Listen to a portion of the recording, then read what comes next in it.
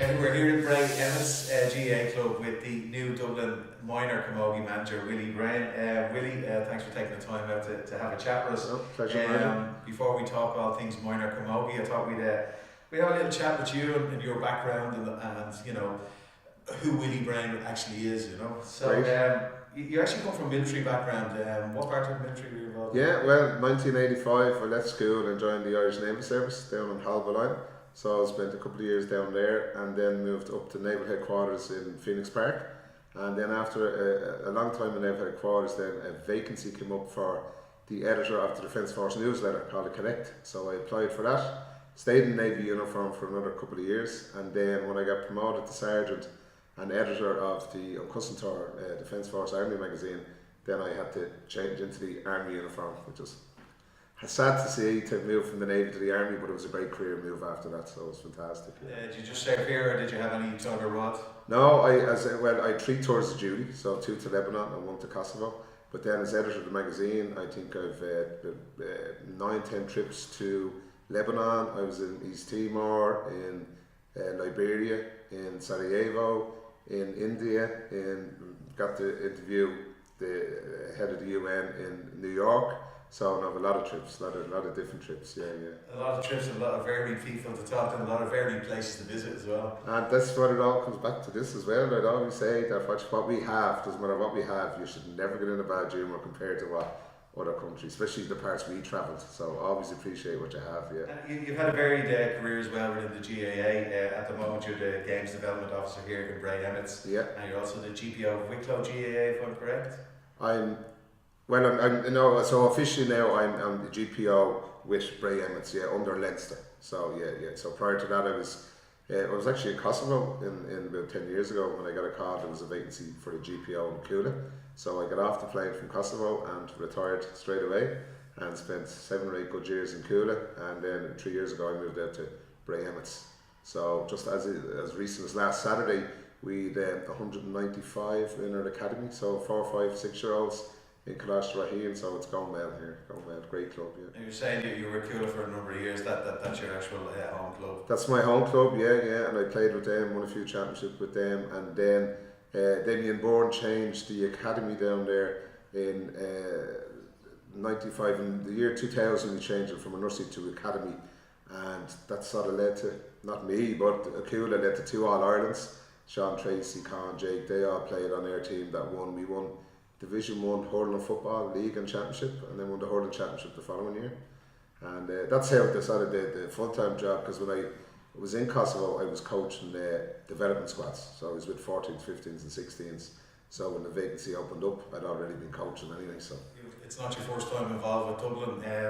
You were with the background team with Anthony Daly with the hurlers there for 2 years as well. Yeah, he's out on the pitch there. You've got to see him. I was with him for 2 years, and then at the time I was with the 17s as well. So it was just it was too much going on at the same time, and you can't give your full attention to either. So had to leave that and went with the 17s. Yeah. As far as camogie is concerned, you're part of the Premier Junior management team as their coach. Yeah. The Premier Juniors won the All Ireland last September.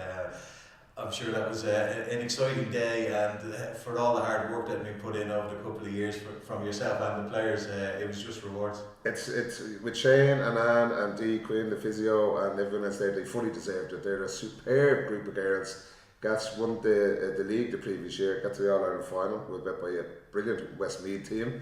So, and then went up to intermediate, did very well there, and then last year we got a Just Awards and won the All-Ireland. So girls really deserve it, super girls. And then a lot of them now went up to the senior team, and that's what you'd call what we're intermediate now with the Premier team. That's where the girls are trying to be going to. So it's great to see them up there and playing senior camogie. And talking about the intermediates, you're still a part of that management team as well. You'll be running alongside your new minor manager role. Yeah, and it's again, I think it's the vision of the county board, because they were happy with our game plan, and then with the minor campaign being finished in April, and then some girls would go on to the senior or onto the intermediate, but they didn't know each other as well. So when it was, when I got the minor job, then we sort of came to a collective one that if we could do the intermediates, sort of play the same game plan, get them to know each other, that would really work well. So it's just the logistics of it. So tonight we're out here in Bray, and we have 20 intermediates and 33 minors, and it's so both sets of girls, the intermediates and the two groups of minors, get to play each other every night, so they're pushing each other around all the time. So yeah, it's a logistic challenge, but it's an enjoyable one, yeah, because they're great girls. Yeah. As you say, the minor season is quite short, so that helps being able to fill in the two roles. But like having the two squads out here training together, that has to be just a huge benefit for both sets of players. Absolutely amazing, yeah.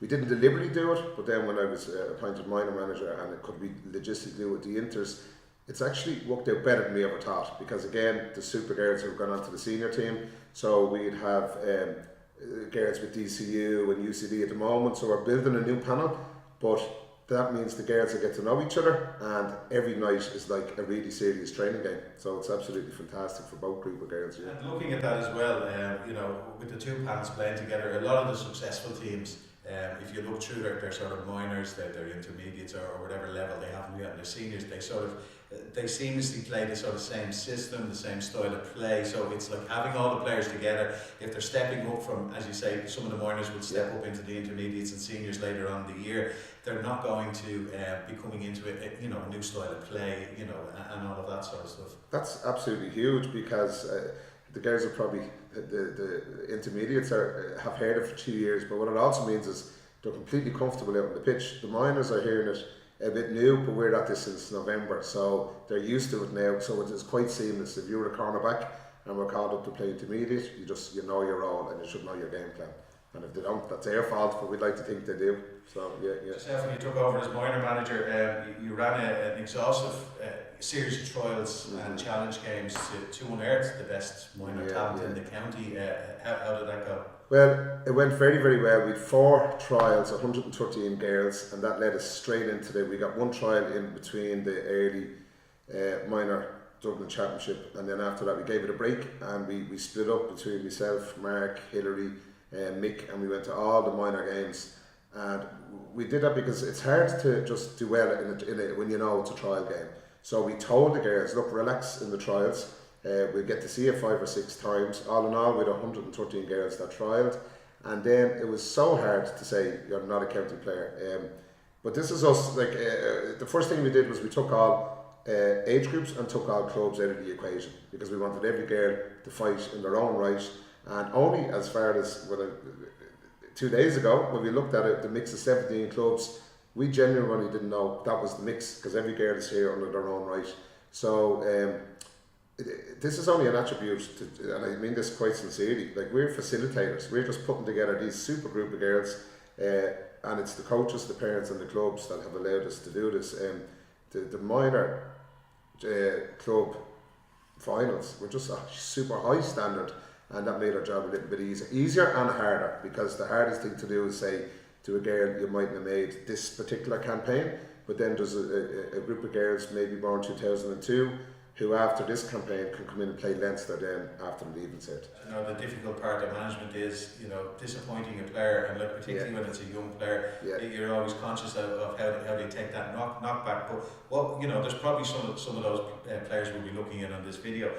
What would you say to those players who didn't quite make it this time, but there's other opportunities to come along? Really important to answer that, because one is the Leinster campaign, which will be after the leaving cert. They'll be welcome into that. We have a couple of girls who we said, you made the numbers cut, but we'd like you to come out and train with us, which they're happy to do. They stay with Philly McMahon on the Friday night and Bedo with Killian and Ryan and that. So we have said to them, you're county players, this is a numbers game at the moment, but one, prove us wrong. We got every girl to fill out a profile sheet of what they're good at, and when we were saying to them they didn't make it, it was very important to make it a one-on-one. Myself and Hilary say we'll meet them and go through exactly what we think they should work on, and the positive feedback. It's very important, that interaction and the communication. So then we'd made contact with the parents to say it's an open door policy, please ring us anytime, and we'll be watching them in club games. So looking back at your own background, you come from a military background. We know there's another Dublin manager comes exactly from a military background as well. Does this make you quite a disciplined coach? Is it all about the attention to detail for you and having everything spot on? Yeah, I'd like to think attention to detail is the army background. Like I was in America with Jim, and he was involved with the football. I was involved with the hurling on the representative series. And at the same time, his boss and my boss was Damon Early, one of the best, an officer and a gentleman we call him. So I'd like to think I learned an awful lot off him. But also what we learned is you're nothing without the team. That's the Army philosophy. So everybody has to be in it together, everyone has to own it, and everyone has to feel it's theirs. So attention to detail, but you won't win any game or any war without a team behind you. So I'd like to think, picked up something off the two lads, yeah. You've coached at different levels, as we've spoken about. What do you think for you is the main role of a minor manager? Is it winning trophies, or is it developing players, or is it a mixture of both? What do you say? Yeah, a really important question, because the remit from the county board is to make these girls be the best they can be. Obviously, we want to go out and do our very best in the All-Ireland campaign, and we are able to do that. But if we bring them on that they're complete hurlers and they're under Philly's guidance and they get to play intermediate or senior with Dublin, that's our main aim. But that they have a great experience, that we say to them, hold your head up, you're a Dublin player now, be confident, not cocky, and when you go back to your club, be proud of yourself. And we want to, in their first touch, that they're really comfortable here and that they go on to be playing senior camogie for Dublin. And it's 2 weeks away now from the opening match. It's a home fixture against Wexford. Look, there's been a lot of talk in the press the last couple of days about Wexford and what's going on at senior level, but Wexford and Dublin minor games tend to be fairly tight affairs. Are you expecting the same? Yeah, we're expecting, that's unfortunate, but we played the intermediates in a friendly last week and they're a serious outfit, so we're expecting a really, really tight game. We're not going to say it here, but we have a plan A, a plan B and a plan C, and if the girls are up for that and really go out and enjoy the occasion is what we say to them. If they're free to make the right decision, and the results will happen, but they just have to go out and play the game. So looking forward to it.